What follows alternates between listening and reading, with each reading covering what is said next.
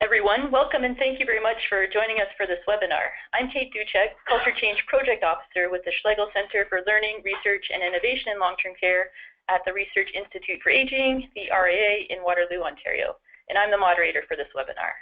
As a charitable nonprofit foundation, the RAA links research, training, and practice to enhance care and quality of life for older adults.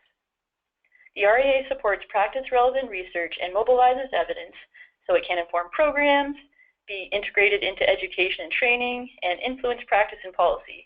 The RAA was created through the spirit and vision of Dr. Ron Schlegel, whose family has been serving older Ontarians for over 60 years. As a program of the RAA, the Schlegel Centre for Learning, Research and Innovation in Long-Term Care, the Schlegel CLRI, aims to catalyze system transformation through research-informed practice change and innovation in workforce preparedness. The Schlegel CLRI is one of 3 centers of excellence funded by the Ontario Ministry of Health and Long-Term Care to enhance the quality of seniors' care in long-term care homes through education, research, innovation, evidence-based service delivery and design, and knowledge transfer. The other 2 CLRIs are Baycrest in Toronto and Briere in Ottawa. The RAA and Schlegel CLRI have many partners. Our main research partner is the University of Waterloo, where we have several research chairs. We also have partnerships with Schlegel Villages, Conestoga College, McMaster University, and others. We're thrilled to have Dee Lender from the Ontario Association of Residences Councils presenting about their new Through Our Eyes program today. Dee will introduce herself momentarily. Here's a little bit of background about me first, in case you're curious. I first walked into a long-term care home in 2001 when my grandmother, living with Alzheimer's and Parkinson's diseases, could no longer stay in her apartment. Soon after that, I started studying gerontology to ensure that long-term care communities are enjoyable places to live, work, and visit. So I'm very happy to support the RAA, the Schlegel CLRI, and our many current and future partners in Ontario and beyond to help enhance our culture of aging. So when you see this screen come up, this is going to be your cue that we're going to pose some questions to you, and we'll ask that you enter your questions or type in your comments into the questions box on your screen. And now I'll hand it over to Dee. Thank you. Good morning, everyone. Thank you. Thanks to everybody who chose to spend an hour of your day with OARC and Schlegel CLRI. OARC is thankful to be working with the Schlegel CLRI in bringing the news and opportunity of Through Our Eyes, bringing the Residents' Bill of Rights alive to our long-term care sector.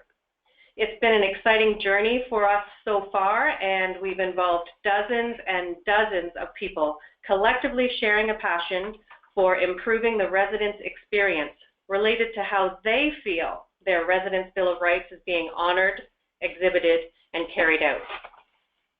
Let me introduce myself to you. My name is Dee Lender, as Kate said.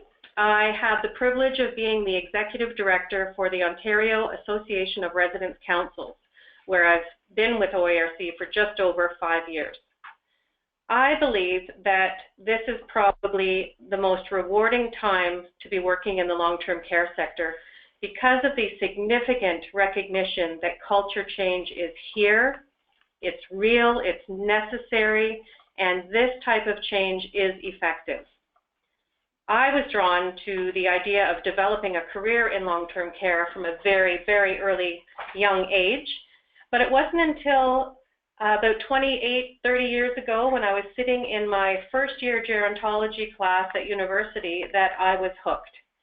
I'm a highly relational person, getting to know people, peeling back the layers that we all seem to cloak ourselves with through our life experience. That's what's important to me. Understanding the common thread that binds us all together through our lives, through our challenges, through our successes, that's what I really enjoy.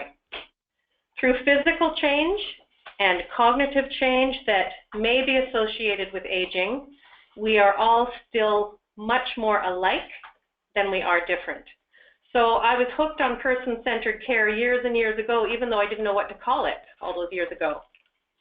For most of my adult working life, I've worked in long-term care homes in various capacities, including activity director, coordinator of family and resident services, educator, counselor, and consultant. I also worked with the Alzheimer's Society of Toronto as an educator for a couple of years. Now I have the joy of working with a highly skilled team at OARC in supporting residence councils across Ontario, working with our government and other stakeholders, researchers, and community partners. For those of you who may not be familiar with OARC, I just want to take a moment to tell you about us. OARC stands for the Ontario Association of Residence Councils. We're small. We began about 35 years ago with a group of long-term care residents who gathered together to provide a collective voice to our Ministry of Health, to stakeholders, to our healthcare system, and to our community at large. Our mandate is broad, was developed over 25 years ago, and is still as relevant today as it was when it was created.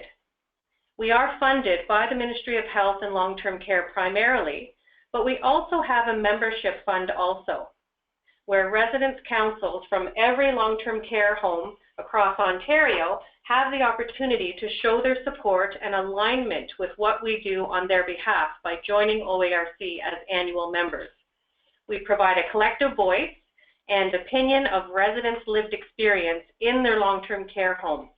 And we're also responsible for providing support and education opportunities so that residence councils can be the best that they can be, as effective as they can be.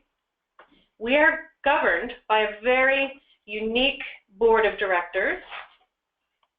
And this next slide shows our current board of directors. Every director on our board is a resident who lives in a long-term care home here in Ontario. Our board is a working board. Part of it is governance. Our board members provide guidance for staff. They are involved in the development and delivery of all of the tools that we produce, all of the presentations to various associations and colleges and universities, research groups. OARC sits on many, many government and stakeholder advisory tables also.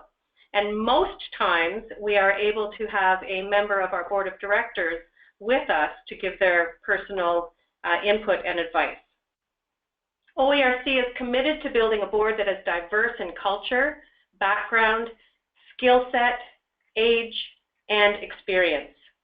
We actually have capacity for 10 directors on our board, and so we find that we're always in a constant state of recruitment through the relationships that we can build. So I'll mention now that if there are any long-term care home members, our team members, and or residents with us today on the webinar, if you think you might know of a resident leader in your home who may enjoy a heightened level of engagement with OARC, please contact us. We'd love to explore what opportunities there are for becoming a director.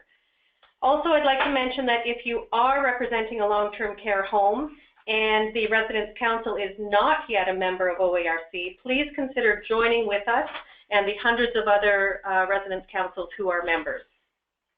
OARC works within the long-term care sector. However, much of what we do and our philosophical approach to learning, informing, and relationship building can absolutely be applied across all disciplines and sectors. All right, so now we're going to turn it over to you all out there. We have our first question for you, and it's a poll. So we want to know, which sector do you work in? So the poll should be appearing on your screen there, and if you just want to take a couple seconds and enter your response in.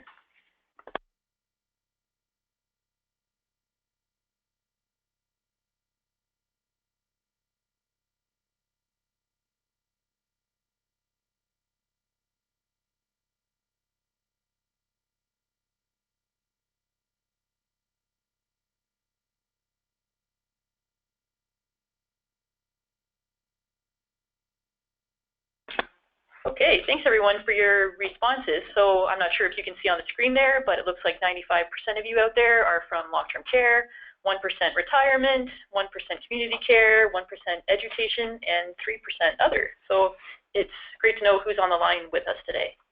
It sure is, sure is. So what exactly is the project that we're all so excited about? I'll spend a few minutes now explaining the background for the Through Our Eyes program, why it was deemed necessary, what happened when it was tested, and where we see through our eyes in the future. The genesis of this work actually occurred when OARC was given a very unique DVD a couple of years ago. Durham Region created a DVD called 27, The Line, that was the culmination of their vision to teach about Residents' Bill of Rights utilizing storytelling. The DVD features the journey of a man who lives in long-term care who really was not treated in the fullness of dignity, respect, and personhood, something that happens all too often and often unintentionally. The DVD created the platform from which we at OARC jumped into this topic, and ultimately it culminated in the development of this program that we're talking about today.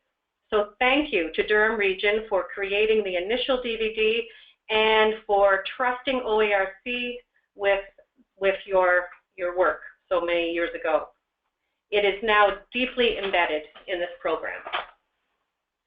So this is an image of the 27 residents' rights that are captured in the Long-Term Care Homes Act. This document is embedded in our legislation. It's a mandatory part of conspicuous signage in the long-term care home, in every long-term care home, and it's a required component of the mandatory education in every single long-term care home. Administrators of homes are required to ensure that the Residents' Bill of Rights are respected and promoted in their home. The very first Residents' Council power listed in our legislation states that the Residents' Council has the power to advise residents respecting their rights and obligations under the Act. So this document is no stranger to the 95% of you on the webinar who live or work in long-term care. Every home has it posted, and we know that resources, countless resources, both human and financial, go into providing education around the Residents' Bill of Rights. There are many, many options available for this education in many formats. Okay, thanks, Dee. Now we have another question for everyone. So how is the Residents' Bill of Rights education provided in your long-term care home or organization? So if you want to take just a minute to think about it, and please type in your responses into the question box, and we'll be back to you.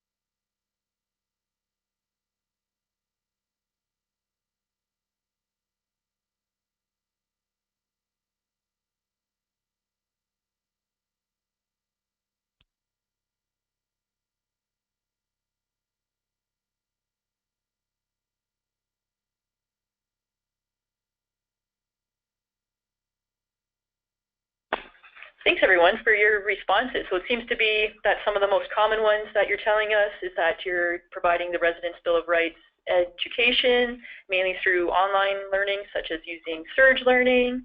It tends to be done on an annual basis. It's part of staff's mandatory training, and it can also be held during staff meetings.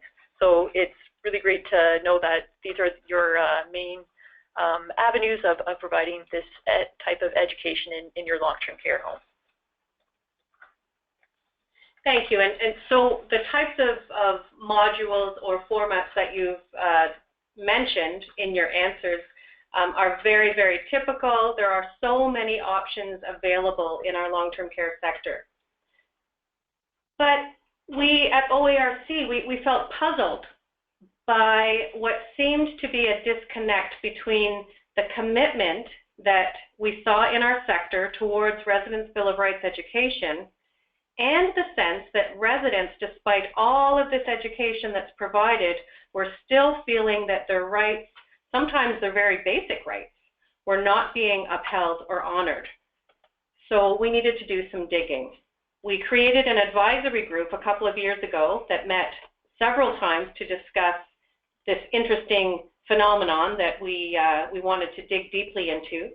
So we had administrators on our advisory group, we had social workers, we had residence council assistants, police officer, we had departmental managers in long-term care, we had a few staff educators. We also had personal support workers, and we even had a lawyer join us. We also had, we couldn't move forward without residents. So we had several residents in this advisory group, and we convened a separate advisory group that consisted only of residents. We examined the methods that were being used in our long-term care homes. We examined inspection reports, and we dug into situational learning examples, hearing story after story after story from people living in and working in long-term care homes. Bottom line, we wanted to know, does the current method of Residents' Bill of Rights education work? We asked the collective advisory group, and we asked the residents-only advisory group, does the education work? The answer came loud and clear, no. It was unanimous. Something needed to change. So how is it that so many resources in time and energy, funds, creativity, dedication, and sincerity, all wonderful ingredients for effective education, how is it that all of that can be put into educating on Residents' Bill of Rights, but people living in and working in long-term care homes are still feeling that it's not working? This question, or this conclusion, led us to the creation of Through Our Eyes, bringing the Residents' Bill of Rights alive. We needed and wanted and were compelled to develop a very different way of learning that would result in changed experience. We needed the learning to cause the words on the Residents' Bill of Rights document to jump off the paper and become living in the hearts and minds and practice of everyone in our long-term care communities. We had to examine the status quo, find out what's going on now, and then suggest new approaches, and then just go for it. So what makes this program different from all of the other options that are out there? This program is high in resident engagement. In fact, the pinnacle of the Through Our Eyes experience brings together a staff or team member of the long-term care home and a resident to form a co-facilitation team. Together, they develop and they deliver an education session. Staff members are told point blank in the guide, do not proceed with this program unless you are committing to work directly with a resident in the development and delivery of the education session. It's designed for everyone in the long-term care community, not just for staff members, but volunteers and family members, managers, perhaps even the community of college and university students considering entering the long-term care field upon graduation. It recognizes that residents are experts by experience. By infusing residents into the education, you bring the utmost of authenticity and expertise into the delivery. Residents are living in their homes 24 hours a day, 7 days a week. They are definitely experts in their own experience. Through Our Eyes is designed to culminate in a 1-hour education session.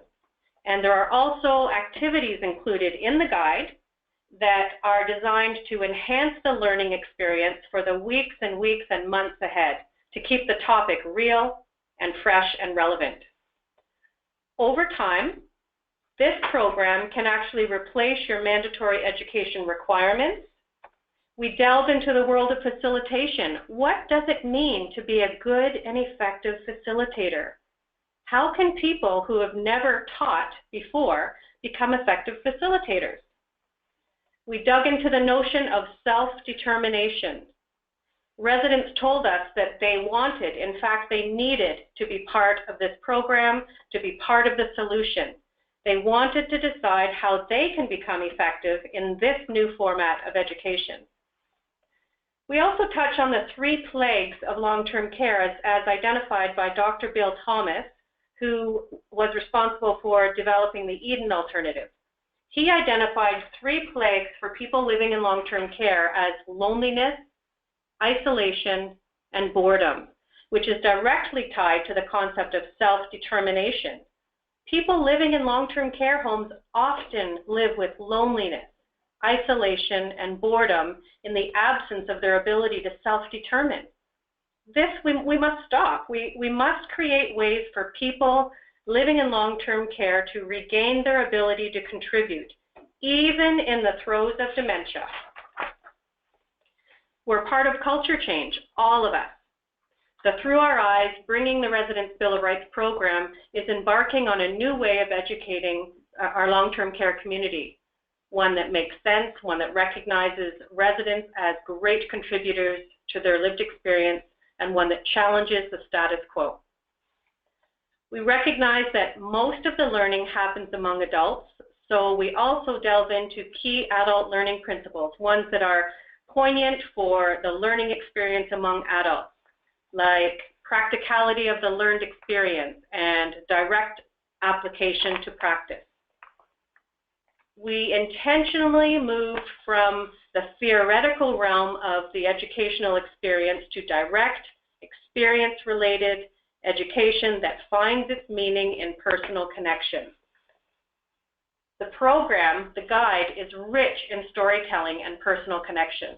The staff member and resident are led through a few exercises that strengthen their connection with each other, develop their relationship over the course of time, and encourage the resident facilitator to apply his or her true life experiences right into the education through storytelling. This topic, discussing residents' rights, can actually sometimes conjure up some very sensitive topics and experiences. We've seen it happen where there are tears and anxiety expressed.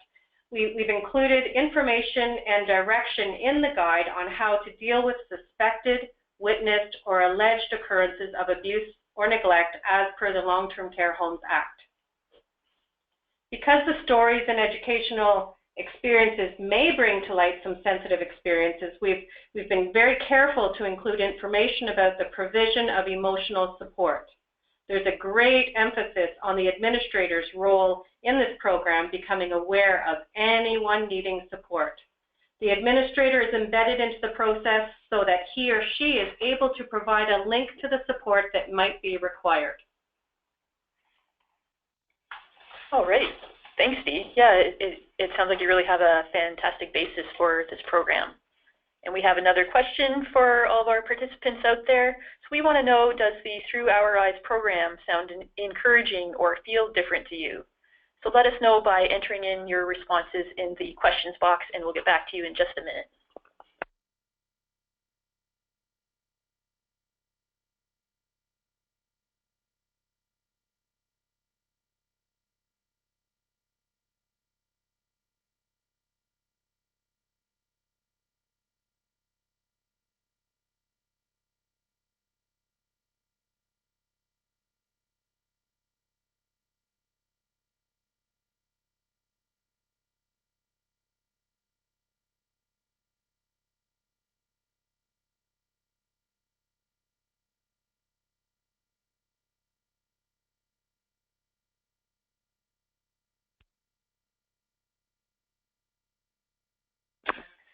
Thanks, everyone, for your responses. It sounds like overwhelmingly you all are saying yes, that you want to learn more about it, that it does sound different, and that it would be a great firsthand experience for your staff and the people living at your long-term care home.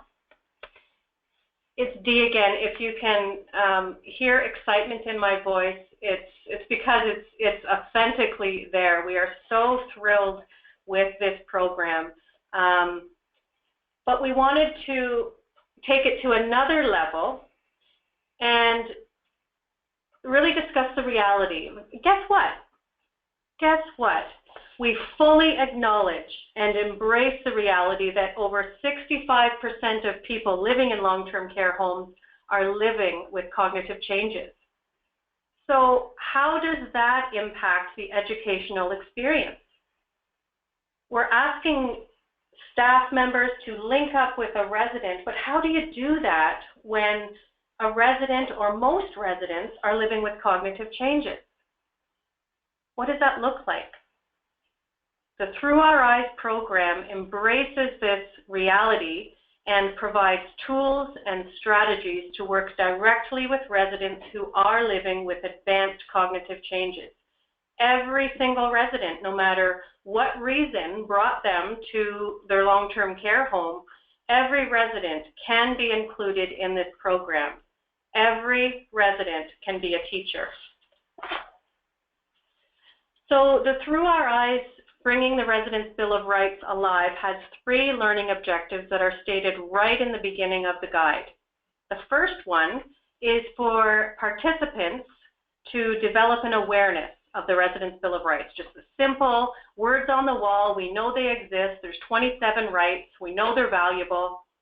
The second learning objective is to develop an understanding of the Residents' Bill of Rights. You know, you can know about something. You can know that something exists, but you might not have an understanding of the significance that that thing has in the lives of those it affects. Understanding is the key word in this learning objective. And that leads us into the third learning objective, which is the real critical point for this program, to be able to evaluate real-life situations to ensure that residents' rights are upheld. And this is where the change occurs, where people who have experienced the education come away and look around, look at their environment, look and see how people are interacting with each other in their long-term care community. Every person. That's the pinnacle of this program. So what does the program actually look like? Well, it's a binder. You will receive a binder of information and an accompanying DVD. In essence, the facilitation team, which is made up of a resident and a staff person, they come together for a series of meetings to get to know each other, to get to know what's important to them in terms of creating a meaningful educational experience. This slide that you see right now shows the document that is used to plan the series of meetings. As I said, the program involves meetings, a series of meetings where a resident and a staff person come together and they develop their first session, their hour session, followed by a couple of debrief meetings. You can see there, I know it's small on your slide, but the 8th and the 9th meeting are labeled debrief meetings. The first meeting, the first debrief is with each other, and then the last meeting is a debrief with their administrator. Ultimately, the team works towards the completion of what's called a session plan in the guide. This slide shows a piece of the 1-hour session.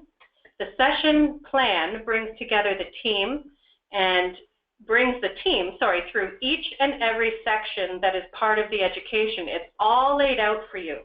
So the program provides columns on the right-hand side for the resident or the staff person to check off which section they are owning in that educational session, in the delivery.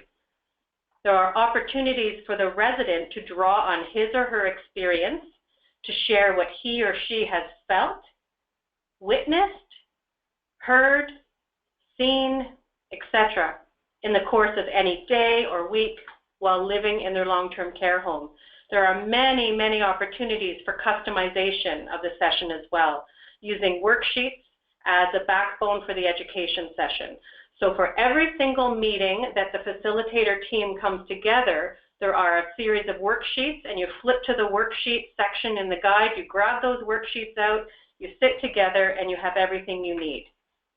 Because we wanted the program to be self-administered and self-sufficient, we created a way to support those who are working through the program by providing access to video clips.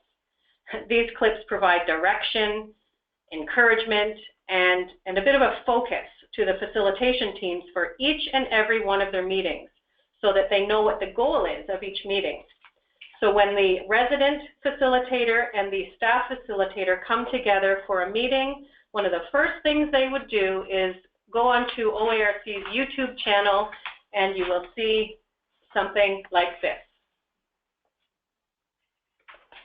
So this is an example of the online support that's available. Hi, everybody. Welcome to Through Our Eyes meeting number 2. So this is the second time you're together to work towards planning your education session on resident civil rights. The purpose of this meeting is you're actually going to be watching the DVD that was included in your guide that was sent to you. So you're going to watch the DVD, and you're also going to grab the worksheet from section 3 that is RBR 004. This is going to guide your discussion after you watch the DVD. It's a very special portrayal of the resident bill of rights, and you will be affected by it. So after you view the DVD, which is just about half an hour in length, a little less than half an hour, you're going to talk with one another about your gut reactions. What were your feelings? How were you left feeling after you watched the video? Then what you're going to do is think about, out of all of those 27 rights that were talked about, which 1 or 2 or 3 maybe are resonating with you in your experience in your home that you would like to work on and elaborate on to bring those 2 or 3 forward in your education session. I just wanted to make mention staff co-facilitators. If you are working with a resident who is living with cognitive changes, just keep in mind that any of these activities, discussions, are to be modified accordingly using a strengths-based approach. So think about how to incorporate the resident sitting next to you, talk with family members. There's lots of tips and tools in the first few pages of the guide to assist you as you go through. But this is when we start to get into the meat of developing your session. So really think about the residents that you're working with and working from a strengths-based approach. Have fun, and we'll see you for meeting number 3.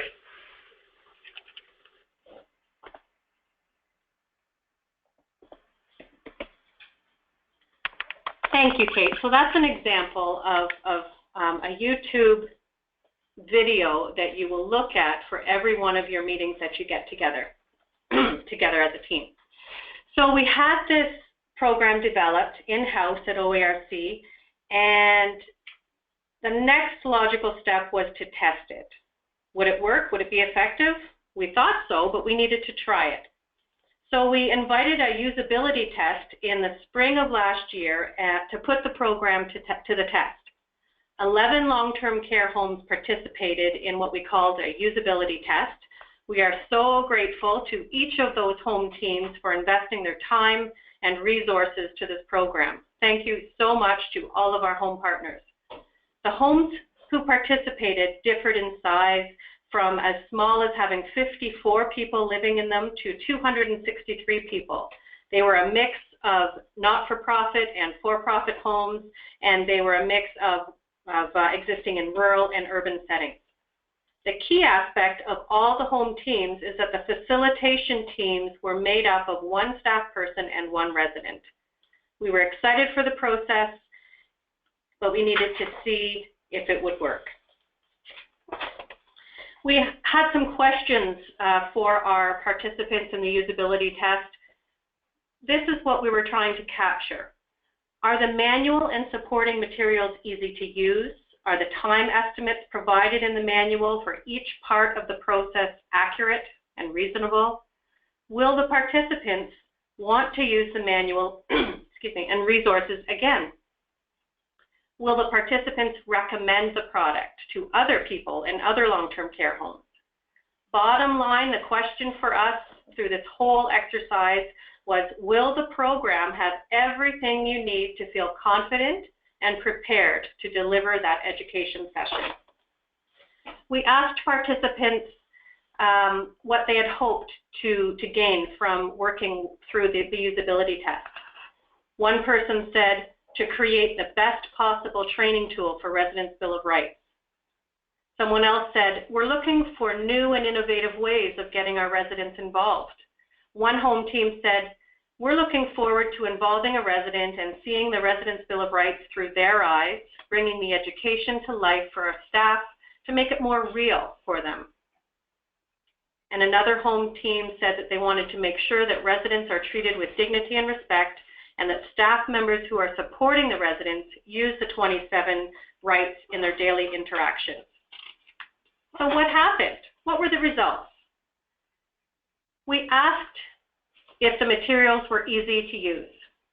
Measurement regarding the ease of the use of the program and materials occurred halfway through the usability test and then after the test.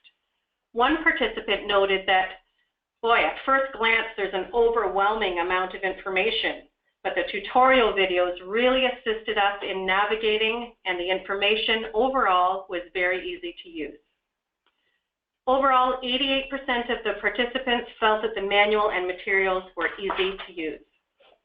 The program audience, we asked who the education would be delivered to before and after the completion of the program. When you look at the results indicated on this slide, you can see that staff, residents, family members, volunteers, and others were educated through this program. We asked for feedback on the content of the program. Before and after the delivery of their education sessions, 100% of our partners agreed that they had everything they needed with the materials that were provided to them. We asked, would the participants use the program again? Post-usability test, 100% of participants agreed that yes, they would use the program again. We also asked, would our participants recommend the program? At the midpoint of the test, 90% of the participants agreed that they would recommend the program to other long-term care homes. 10% weren't quite sure. Upon completing the program, 100% of participants said they would recommend the program to other long-term care homes. We wanted to know if the resident and staff member felt comfortable in the program delivery and development. This slide here shows that staff noted that they became more familiar and comfortable with the materials. One staff member said that their resident teammate had never viewed public speaking as a skill of hers, but found that she has a gift connecting to others and expressing ideas in public. What did teams like about the programs? Here are a few of many of the quotes and remarks that we had. We asked our 11 teams. One person said, I liked having a resident deliver the education, sharing that lived experience. A staff member said, the resident facilitator uncovered her gift of public speaking and connecting with others.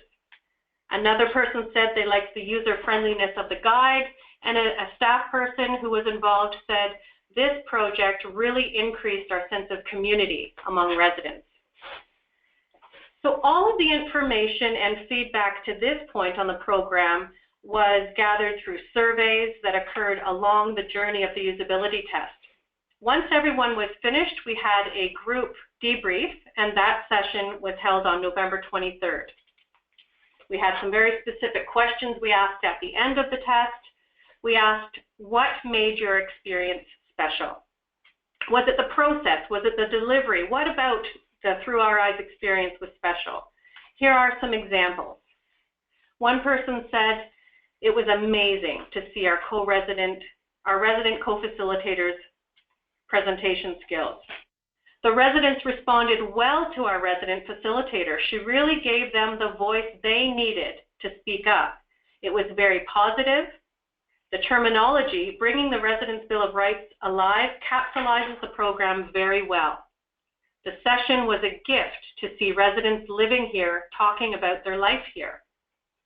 Another person said, it was nice to see genuine team member reaction from listening to the resident, watching the interactions after the session that There were a lot of conversations that continue, putting the resident in new light.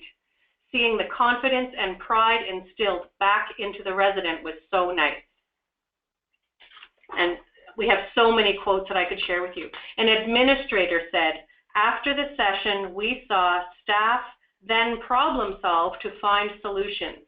Staff have worked really hard to correct some issues that needed correcting.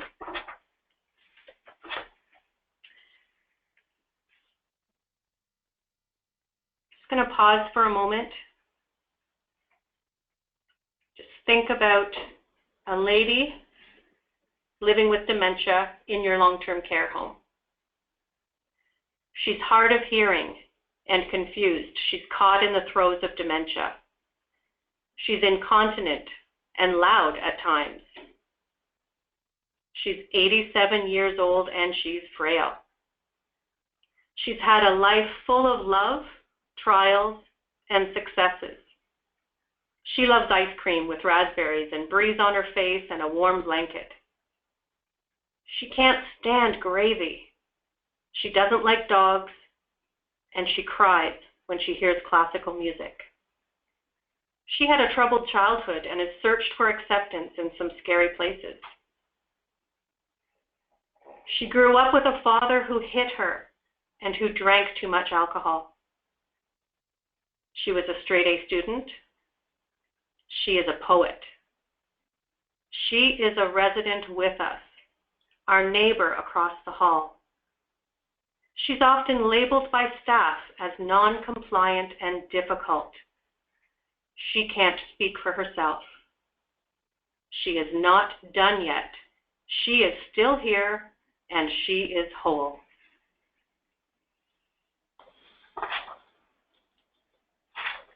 That's an example of one of the tools in the guide called the I am statements that were designed to develop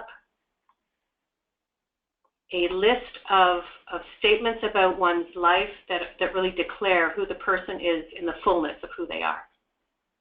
Those I am statements were extremely powerful in this program. Heightened engagement with the administrator is very important. As I said earlier, the administrator of the home is invited to participate in a couple of the meetings early on.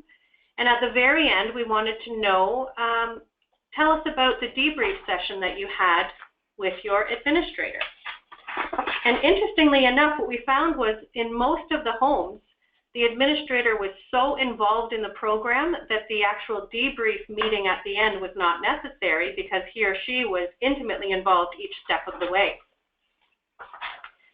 We wanted to know, did anyone work with a resident living with cognitive changes? Yes. A few home teams used some of the tools and strategies in the guide to work with residents, to work right alongside of residents who could not speak for themselves because of their advanced dementia. Here's what one staff facilitator expressed. This is what she said. We incorporated a resident with strong verbal abilities and one who could not communicate verbally. We had powerful reactions when we assisted him in delivering the I am statements. We had a male voice taped delivering the I am statements that were delivered to us by his wife. We did a PowerPoint presentation and it was so powerful. We were able to successfully accomplish teaching our staff that he is still here and is a whole person and is amazing. It was a wonderful experience. Just last Friday, Josie Lee, our Education and Community Support Manager at OARC, and myself, we were able to travel to this very home, and we met a few team members and residents. We met the gentleman for whom these I am statements were crafted. What an honor it was to meet him and experience the environment that he is living in his home, and listening to the woman, the staff person who helped with this whole process, watching tears well up in her eyes as we met him.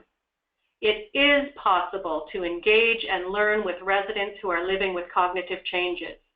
And when that commitment is carried out and realized, There's a connection that occurs that creates the environment for residents' rights to flourish. This program involves a significant investment of resources, both in time and effort and human focus. We asked our participants outright, is it worth the investment of your time? 100% said a resounding yes. The Through Our Eyes program is worth the investment of time. And this is where it was interesting to see that not every home had the opportunity or luxury to have a 1-hour session. They were able to adapt the program to fit whatever time they had available. One home presented a session 4 times over 2 days that included 180 team members. They actually engaged 3 residents for the education, development, and delivery.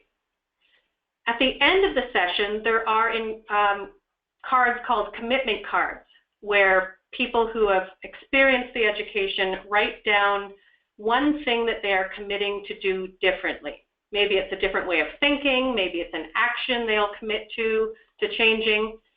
One home expressed to us that they were so moved by this exercise that they created a whole display board on the wall of all of the commitment cards as a visual impact, as witness to the impact that this education had in their home.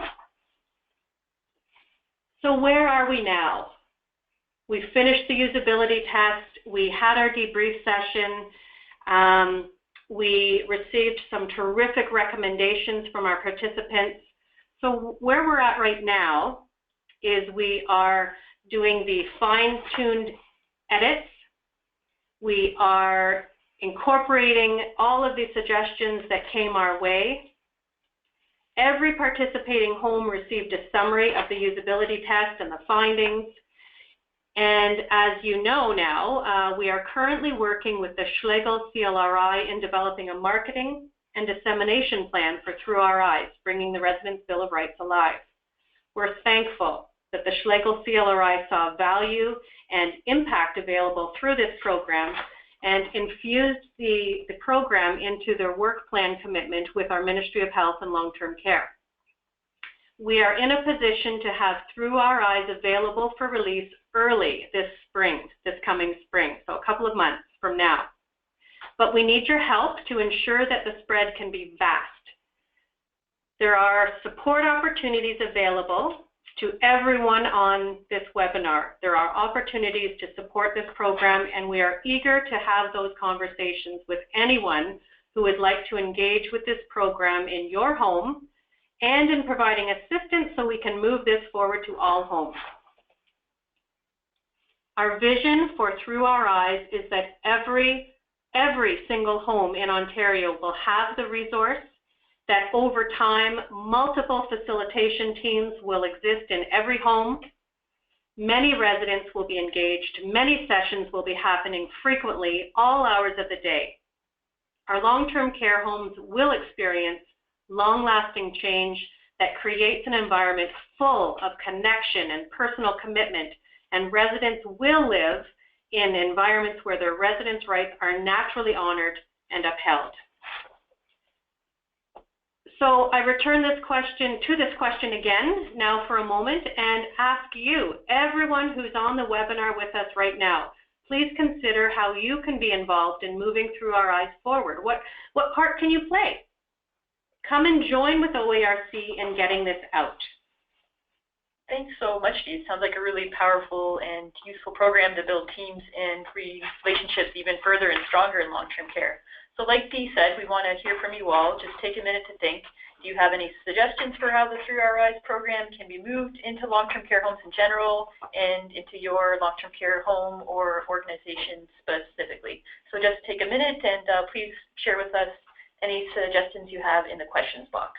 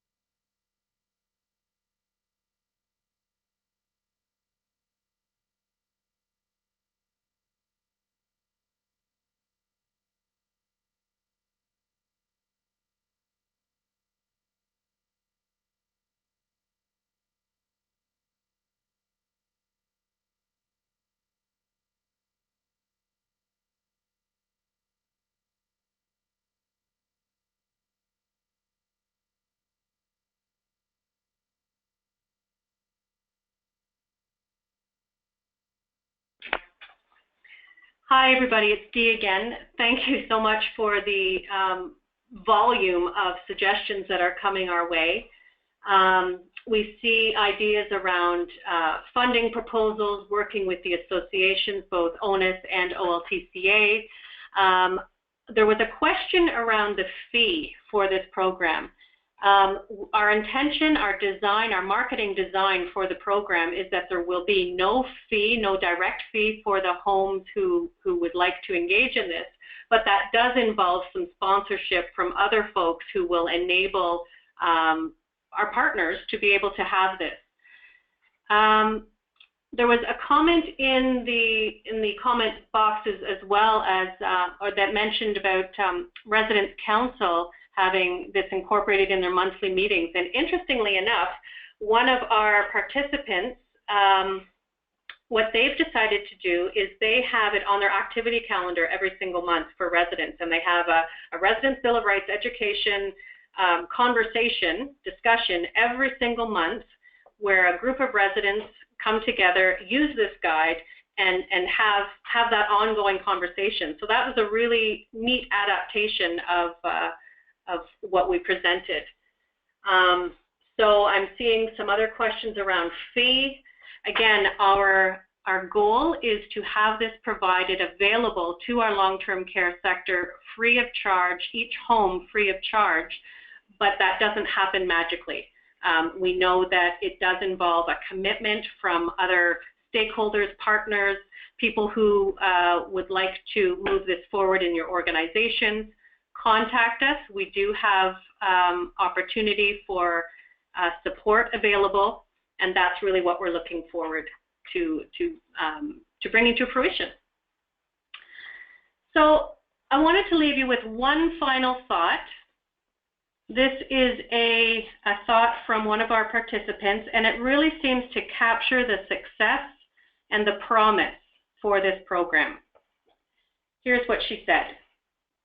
It was special to be engaging and encouraging residents to take an active lead in the education and teaching of residents' rights. It was very impactful on all of those who attended the sessions. The program was well laid out. The online resources were helpful. Positive feedback was received from team members. They appreciated hearing from the residents and requested this style of learning again. Powerful tool and resources. We will continue to use and recommend that it become available to other homes. So we thought that that lengthy quote really summed up the value, the success, the experience that homes had using and embracing the Residents' Bill of Rights education called Through Our Eyes. So with that, I want to thank you so much for spending this time with OARC and with the Schlegel CLRI this morning. We look forward to hearing from you as you consider how you can be involved. And please don't, no matter what your ideas are in terms of being involved, just give us a call or send us an email. No idea is too small or insignificant. We want to have those conversations so that we can move this program into every single long-term care home, and everybody can play a little piece to that puzzle. Everybody has a significant contribution, no matter how small you might think it is in your own mind. Bye for now, everybody. Thank you. All right, thanks so much, Dee. And now we just wanted to open it up if anybody has any final questions or comments, just to type those into the questions box once again. And while you're thinking and typing your answers, I just wanted to put it out there that if you want to get in touch with me or us at the REA or Schlegel CLRI anytime, you can do so using the information you see on your screen.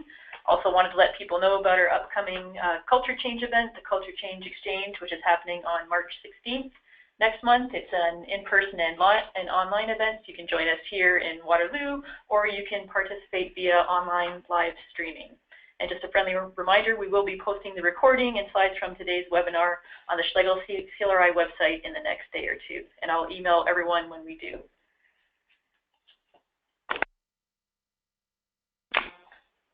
All right, so it doesn't look like we've gotten any questions or comments. Oh, we do have one.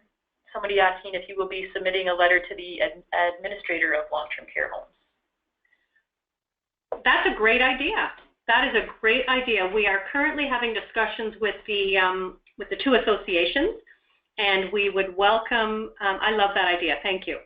So let me take that back, and we will think about reaching out in that way to all administrators. It's one of those things that unless you participate in a webinar like you've done just today, when you see a resource that comes across your desk or an email that describes an education opportunity, sometimes it falls flat, and you need to have words.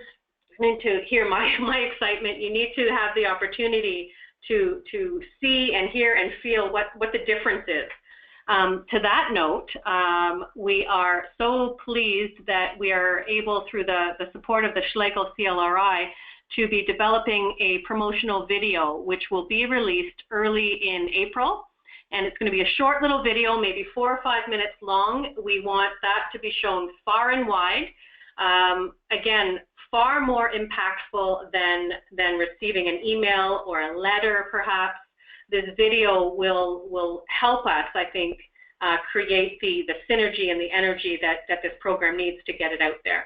So thank you for that question. Yeah, just a couple other people were asking when the resources will be available, and I believe Dee said that they will be available this spring, so sometime in the next couple months.